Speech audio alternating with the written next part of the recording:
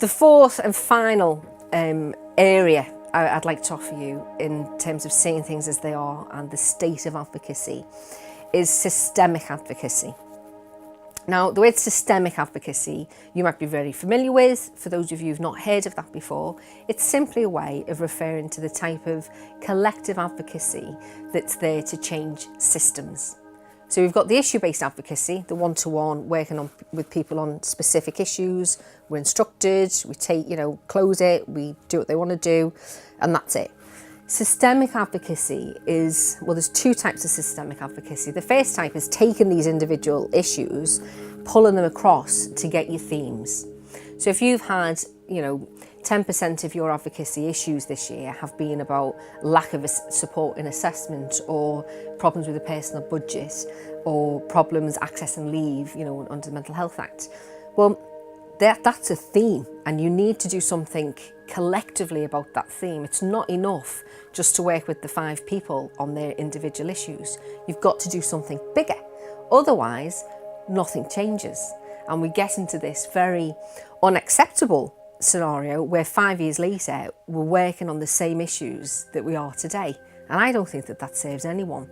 And advocacy, like I remember working with a kid who was quite high on the autistic spectrum. And when I went to introduce myself and say what I did, I said to him, I'm an advocate, I'm here to help you have a voice. And he said, well, can't you hear me? I was like, oh, right, of course, autism, taking things literally. Yes, I can hear you, but I'm here to make sure that, you have chance to make decisions. And these are quite abstract concepts, actually, especially for a kid. So anyway, after 10 minutes of talking, I got to a place where I've managed to explain what I can do. And this kid looked me in the eye, straight down the eyes, and he said, so do you make decisions? I said, no. He said, can you change anything? I said, no. He said, well, what's the point to you? And I thought, fair enough, really. Fair enough. Here I am talking about process and the process of empowering you to get ahead and, helping you to make decisions and make sure people take them into account. But for him, he wanted power. He wanted, can you change things?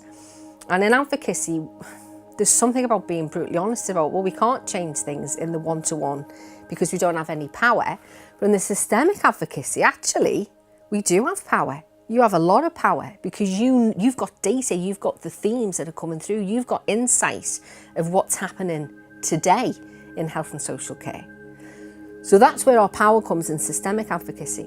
So systemic advocacy is taking those themes and doing something collective.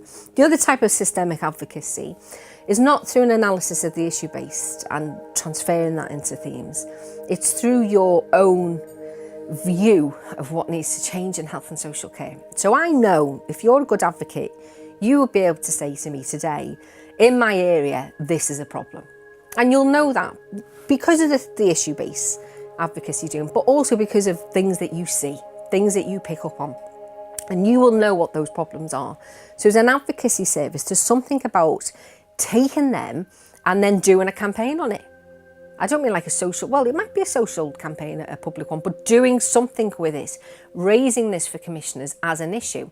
And depending on your commissioner, it depends on kind of your approach. If you're going to go in and emphasise the risk, or if you're going to go in and say, oh, wouldn't it be great if we did this? You'd be fantastic. So how you do it is going to differ. But the point I want to make is do something with your systemic advocacy. Because time and time again, I see annual reports from services that say, this is what we've done. Here are some case studies or stories about people's lives we've influenced. And I've got to admit, I read them and I'm left with this overwhelming feeling of, so what? So what? What's changed? How have you changed the way health and social care is delivered? And that might sound a bit brutal, but I think we've got to look at that. We've got to really engage with that idea of how are we making services better?